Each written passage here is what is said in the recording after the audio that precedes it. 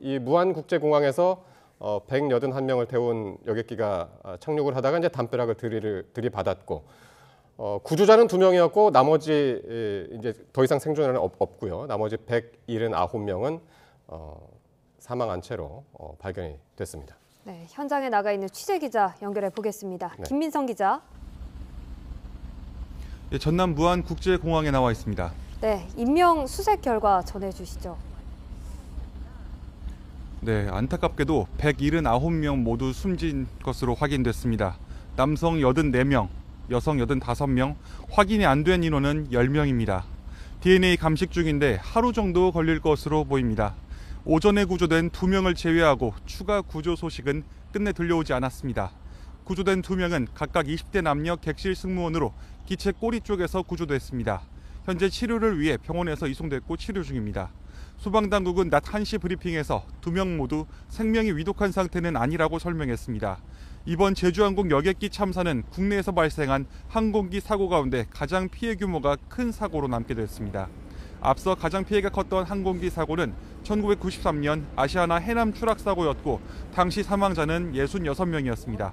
이번 제주항공 사고 여객기에 탐색한 181명 가운데 승객은 175명이고 승무원이 6명입니다.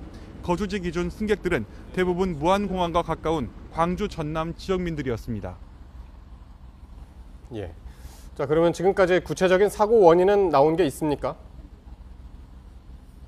예, 정부는 사고가 난 여객기가 동체 착륙을 했다가 사고가 났다 이렇게 발표했습니다. 착륙 장치, 그러니까 랜딩 기어가 열리지 않은 상태에서 착륙을 시도했을 가능성이 있다는 건데요.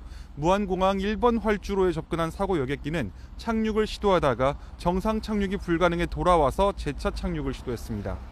두 번째 착륙 시도 당시 항공기는 바퀴를 내리지 못한 상황에서 동체 착륙을 시도했습니다. 시간대로 보면 무안공항 관제탑은 오늘 아침 8시 57분쯤 항공기의 조류 활동을 경고했고 1분 뒤에 항공기 기장이 메이데이 신호를 보냈습니다. 이후 5분 만에 충돌한 것으로 파악됐습니다.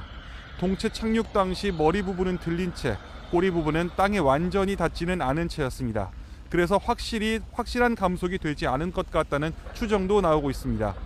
항공기 바퀴인 랜딩 기어 3가지가 모두 정상적으로 내려오지 않아 동체 착륙을 시도했다는 정황도 나왔습니다. 다만 자세한 사고 원인은 블랙박스 수거 등을 통해 조사를 해봐야 알 것으로 보입니다. 사망자 안치와 유가족 지원은 어떻게 되고 있습니까? 예, 현재 사망자들은 무안공항에 설치된 임시 안치실에 안치되어 있습니다. 예, 탑승객 가족 상당수는 공항 대합실에 머무르고 있고 30분 단위로 현장에서 브리핑이 진행되고 있다고 합니다. 또 한국철도공사가 탑승객 가족을 위한 특별 모임 임시 열차를 운행하고 있습니다. 여객기 사고 합동 분향소도 내일 오전 11시쯤 설치될 예정입니다. 공항 인근 무안 스포츠파크인데요. 무안 스포츠파크 3층에는 유가족 대기실도 준비될 계획입니다.